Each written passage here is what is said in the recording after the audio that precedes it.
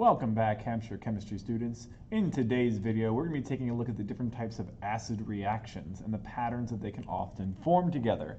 So that means that our goal is very simply going to be all about the different types of, how we can predict the products of different types of reactions with acids. And there are three main ways that we can see acids reacting with other different types of chemicals. Starting with a combination of an acid and a base. We will always expect these two to form water and a salt. Acids and metals will form hydrogen gas and a salt. Acids, carbonates reactions will go to form water, carbon dioxide, and salts. Now, we've used a lot of these vocab terms before, but I want to make sure we touch on a couple of these to make sure that we're feeling confident with what these different pieces and ideas mean. First of all, acid. What is an acid in a chemical equation? Well, an acid is very simply a chemical that creates a hydrogen plus ion during a reaction.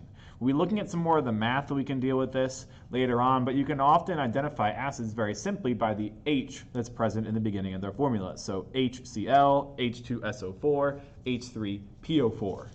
Now, the other common chemical here is going to be a base. A base is going to be a chemical that creates an OH minus ion during a reaction. So that means that a lot of the time the bases will have things like an OH minus polyatomic inside of them. So sodium hydroxide, calcium hydroxide, but there will be some chemicals that when they react with water, like ammonia here, that can create an OH minus as well, so it will often be a base itself. Now, there's two more terms that I want to talk about though. The first one, the next big, most confusing one probably is the idea of a salt in chemistry. Now, we all know what salt is, right? Because NaCl is like, duh, I put it on my French fries all the time, all day, a day. Oh, sorry, that was Mr. Bartlett's pH 10 self coming in. Here's Mr. Bartlett's normal self. A salt is any combination of a metal cation and a non-metal anion. So that does include NaCl, right? Because Na is a positive, chlorine is a minus. But any of these other combinations can be considered a salt in chemistry. And our last example of a little piece of vocab that we should always be aware of are carbonates. Carbonates are very simply a compound that contains a CO3 or 2- compound. So sodium carbonate, calcium carbonate, aluminum carbonate. All these will be different examples of carbonates in different reactions. So we're going to use these base ideas here to help us predict our different reactions. Let's take a look at some examples of how we can do this. With some example problems. This is how you'll often see them, where you'll be given just two reactants and your job is to try to predict the products that are created. Why don't you pause right here and take a minute and see if you can identify our three different types. You should see one of each of them. All right.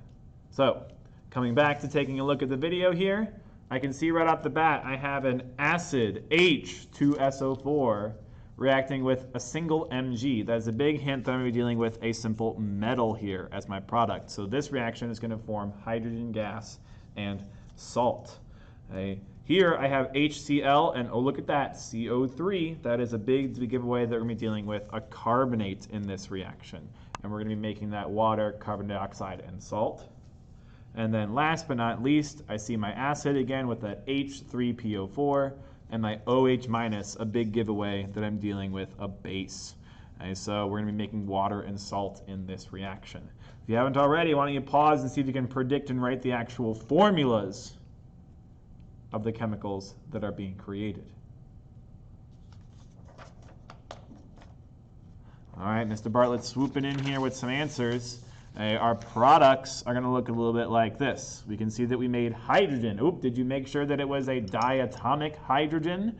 And MgSO4. When I look at a reaction like this, I can see that the hydrogen is coming off on its own to make its own separate elements. And you can see that whoever is left over then, like the SO4 and the Mgs, these guys end up pairing together and then becoming their own product, MgSO4.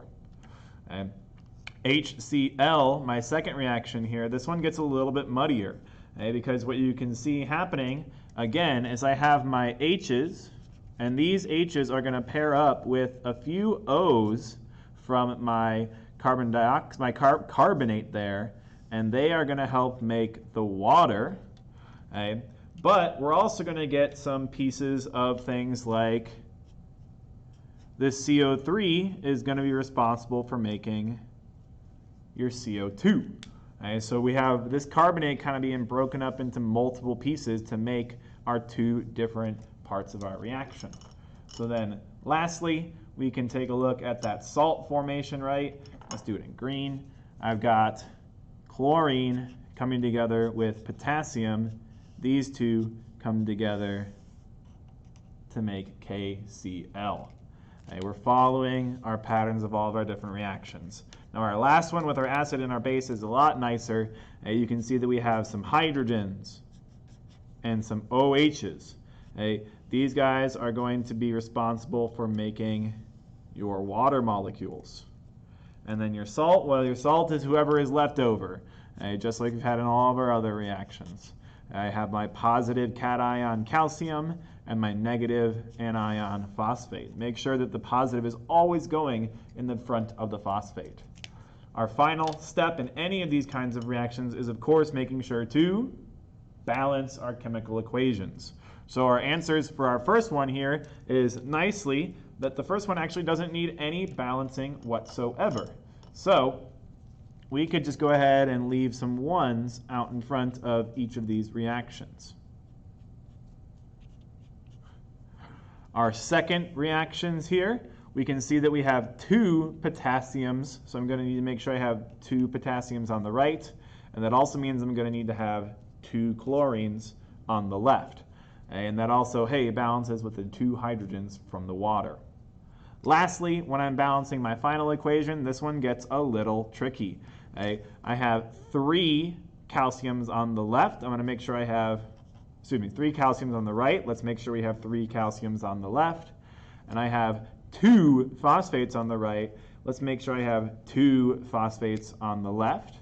Now, when I look here, I have an H2O. This gets a little confusing to try to think about this, but my hint with these is usually to consider not really to think of it as H2O. Think of it as a hydrogen and a hydroxide, right? Same formula, just rearranged differently here. So I have 3 times 2 OHs. I'm going to want 6 OHs on the right. 2 times 3 hydrogens. I'm going to want 6 single hydrogens on the right. We can fix that by putting a coefficient 6 out in front and leaving just a 1 in front of our calcium phosphate there. So we're combining a lot of our different skills. We're practicing how all of our reactions come together, and we can see how all of our pieces build and make our balanced reactions between acids and various different chemicals. That's about it for today's video. Hope you guys have a good one, and please don't forget to ask questions.